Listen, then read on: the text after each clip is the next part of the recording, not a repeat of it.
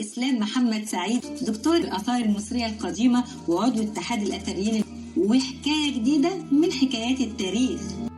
عزيزي المستمع، سوف نتحدث اليوم عن الملك المعلم، وهو الملك إخناتون. يعتبر الملك إخناتون إحدى أهم ملوك مصر والأكثر جدلا في التاريخ المصري القديم، نتيجة التحولات الدينية اللي ظهرت في عهده وانتقاله من العاصمة الرئيسية في طيبة إلى منطقة أخرى اعتبرها عاصمة جديدة لمصر، وهي المعروفة حاليا بتل العمارنة، أو كما ذكرها في المتون أو النصوص باسم أخت إيتين.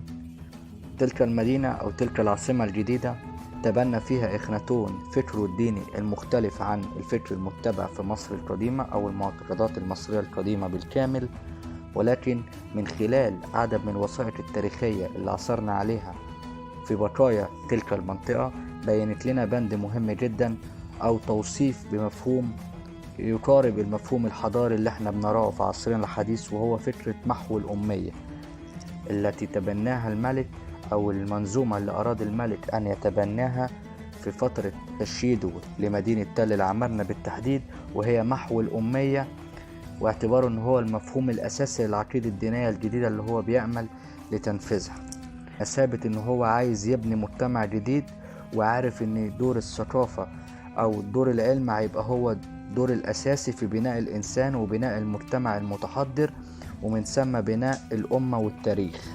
على هذا الأساس ابتدى يوضع المشروع الخاص بمحو الأمية، لو أجاز التعبير على ذلك، واستحق أن يكون هو رائد العلم والملك فعلا المعلم زي ما احنا بنصفه بتلك الصفة. وعليه ابتدى يتبع نظام أو تحديد فترة زمنية لإتمام هذا المشروع. الفترة دي استغرقت معه ما يقرب من 3 أعوام. العام الأول كان خاص بإتمام تعليم القراءة والكتابة لكافة أنماط المجتمع. العام الثاني والثالث بالتحديد كان الهدف منهم أو كان دورهم إتمام المشروع للنهاية، وهي تعليم عدد من الحرف الأخرى. يعني يكون الشخص متعلم وفي نفس الوقت هيزاول مهنة أو حرفة. طيب لو كان هو والده مهندس هيتعلم مهنة والده ويبتدي ان هو يدرسها بكافة تخصصاتها ويمتهنها بعد ذلك. يبقى هنا بمثابة ان هو حط بروتوكول متبع ان الاباء هيعلموا ابنائهم، هيورثوا لهم نفس المهن، كذلك الابناء من ذلك هيبتدوا يقوموا بنفس الادوار ده مع اولادهم بعد من كده.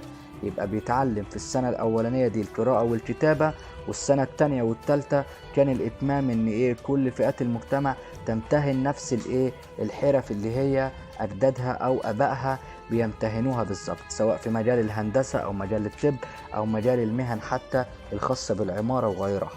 لو على ذلك لم يغفل دور المرأة أيضا، ولكنها تدربت على تعلم عدد من المهن المختلفة سواء في الطب أو في القضاء أو الهندسة أو غيرها. ده برضو بيأكد بند مهم جدا إن هو نادى بحقوق المرأة وتعلم المرأة وليس الجهل. علاوة على ذلك إن هو وضع ضوابط على من يخالف هذا المشروع، ودي بند مهمة للغاية، إن هو قدر يحط بعض العقوبات التي ممكن أن تحدث في حالة إن الأشخاص خلفوا إتمام التعاليم العقائدية دي كما هو أطلق عليها.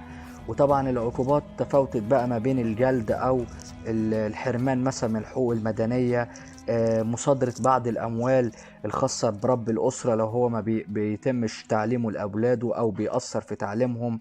كل ده بهدف إن هو يوصل لإتمام الحملة التعليمية ومحو الأمية بصورة كاملة من العاصمة الجديدة.